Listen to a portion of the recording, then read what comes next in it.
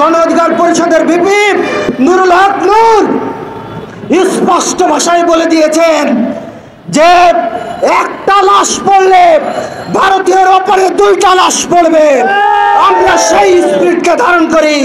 বিভিন্ন সময়ে আমাদের সভাপতি জনাব নুরুল হক নূর এবং রাশেদ খান স্পষ্ট করেছেন, আমাদেরকে বারবার ভয় দেখানো হয় যে আপনারা ভারতীয় আগ্রাসন বিরোধী বক্তব্য থেকে ফিরে আসেন, আগামী সংসদ নির্বাচনে আপনাদেরকে ব্যাপক ম্যান্ডেট দেওয়া হবে ভারতের পক্ষ থেকে। ওটা অন্যান্য বিরোধী দলদেরকে ওই লোক দেখান, অন্যান্য রাজনৈতিক দলদেরকে দেখান। 18 সাল থেকে এই পর্যন্ত গণ অধিকার পরিষদ কারোর কাছে মাথা নত করেনি, ভারতীয় আগ্রাসনের বিরুদ্ধে কথা বলে গিয়েছে। আগামীতেও ভারতের আগ্রাসনের বিরুদ্ধে কথা বলেই জনগণের আস্থা নিয়েই সরকার গঠন করবে গণ অধিকার পরিষদ ইনশাআল্লাহ। ভারতের পররাষ্ট্র মুখপাত্র রণধর জয়সওয়াল উনি স্পষ্টভাবে বার্তা দিয়েছিলেন, বাংলাদেশের সীমান্তে এবং ভারতের সীমান্ত আমরা অপরাধ মুক্ত রাখব। সেই ক্ষেত্রে আমরা অঙ্গীকারবদ্ধ এবং বদ্ধপরিকর যে আর কোনো অপ্রীতিকর ঘটনা এই সীমান্তে ঘটবে না। কিন্তু মাত্র একদিনের ব্যবধানে আমরা দেখেছি চাঁপাই নবাবগঞ্জের, শিবগঞ্জে এবং কিরণগঞ্জের সেই চৌকা সীমান্তে ভারতীয় সাধারণ জনগণকে লেলিয়ে দিয়ে বাংলাদেশের সাধারণ নিরস্ত্র মানুষের উপর হামলা করানো হয়েছে। বাংলাদেশের সাধারণ মানুষ তাদের পাথরের আঘাতে সেখানে আহত হয়েছে, 3 জনকে গুরুতরভাবে হসপিটালে ভর্তি করা হয়েছে। এগুলো কিসের ইঙ্গিত?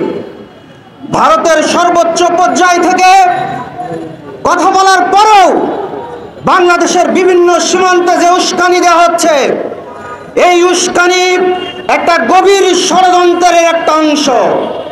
সেই ষড়যন্ত্রের নীল নকশা ভারত এবং ভারতের সেই সাবেক পা চাটা বাংলাদেশের সাবেক ক্ষমতাসীন আওয়ামী লীগের কাজ। শেখ হাসিনা এবং তার স্বৈরাচারী দোসররা ভারতে আশ্রয় নিয়ে বিভিন্নভাবে তারা পায়তারা করে যাচ্ছে কিভাবে বাংলাদেশকে অস্থিতিশীল পরিবেশ তৈরি করা যায় এবং তার ভিতর দিয়ে বাংলাদেশে ঢুকে পড়া যায়। তাই তিনি ঘন ঘন বিভিন্ন ফোন কলে কথা বলে উস্কানি দিয়ে থাকেন যে চিন্তা করবেন না, আমরা ভালো আছি, কিছুদিনের মধ্যেই আমরা ফিরব। আপনাদেরকে স্পষ্ট ভাষায় বলে দিতে চাই, বাংলাদেশের মানুষের সেই সাইকোলজির পরিবর্তন হয়ে গেছে। 24-এর আন্দোলনের পরে বাংলাদেশের মানুষ যে উদ্বুদ্ধ এবং বাংলাদেশের মানুষের যে দেশপ্রেম, যে স্ফুলিঙ্গ ঘটেছে, সেই স্ফুলিঙ্গের কাছে আপনারা কিছুই না।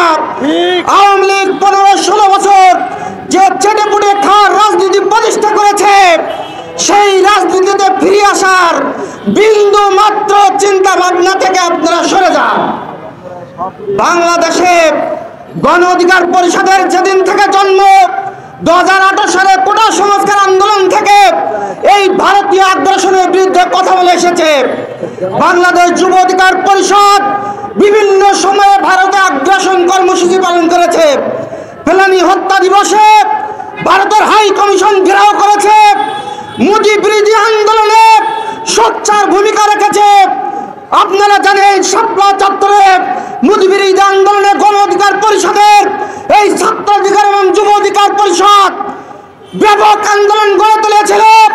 সেখানে আমাদের পুলিশে হামলা করে আমাদের উপর আমাদের ভাইদেরকে আহত করা হয়েছিল এবং 65 জনকে গ্রেপ্তার করা হয়েছিল। দীর্ঘ 6 মাস 1 বছর কারাগারে থাকার পর সেই পরীক্ষিত যোদ্ধারা এই আন্দোলনে স্বতঃস্ফূর্তভাবে অংশগ্রহণ করে প্রমাণ করেছে 2018 সাল থেকে 24 পর্যন্ত ভারতীয় আগ্রাসন বিরোধী যে প্রতিবাদ, সেই প্রতিবাদের স্পিরিট ধারণ করে এবং আগামীতেও ধারণ করবে। যদি কেউ মনে করেন গণ অধিকার পরিষদকে কেনা যায়, গণ অধিকার পরিষদকে ভয় দেখানো যায়, ভারতের রব এবং ভারতীয় বিভিন্ন এজেন্সি দিয়ে ভয় দেখানো যায়, তাহলে ভুল করবেন। গণ অধিকার পরিষদের ভিপি নুরুল হক নূর স্পষ্ট ভাষায় বলে দিয়েছেন যে একটা লাশ পড়লে ভারতীয় ওপরে দুইটা লাশ পড়বে। আমরা সেই স্পিরিটকে ধারণ করি। বিভিন্ন সময়ে আমাদের সভাপতি জনাব নুরুল হক নূর এবং রাশেদ খান স্পষ্ট করেছেন, আমাদেরকে বারবার ভয় দেখানো হয় যে আপনারা ভারতীয় আগ্রাসন বিরোধী বক্তব্য থেকে ফিরে আসেন, আগামী সংসদ নির্বাচনে আপনাদেরকে ব্যাপক ম্যান্ডেট দেওয়া হবে ভারতের পক্ষ থেকে। ওটা অন্যান্য বিরোধী দলদেরকে ওই লোভ দেখান, অন্যান্য রাজনৈতিক দলদেরকে দেখান। 18 সাল থেকে এই পর্যন্ত গণ অধিকার পরিষদ কারোর কাছে মাথা নত করেনি, ভারতীয় আগ্রাসনের বিরুদ্ধে কথা বলে গিয়েছে। আগামীতে ভারতের আগ্রাসনের বিরুদ্ধে কথা বলেই জনগণের আস্থা নিয়েই সরকার গঠন করবে গণ অধিকার পরিষদ। সকলকে এই আগ্রাসনের বিরুদ্ধে তীব্র প্রতিবাদ জানিয়ে সাধারণ জনগণের পাশে থাকার আহ্বান জানাই। যে কোনো আন্দোলনে যদি ডাক আসে, বাংলাদেশের প্রতিটি সীমান্তে সাধারণ জনগণের সাথে গণ অধিকার পরিষদের প্রত্যেকটি রাজনৈতিক কর্মীবৃন্দ পাশে থাকবে এবং এই আগ্রাসনের বিরুদ্ধে রুখে দেবে। ভারতের আগ্রাসনের বিরুদ্ধে দাঁত ভাঙা জবাব দিতে যে কোনো সময় প্রস্তুত আছে ইনশাআল্লাহ।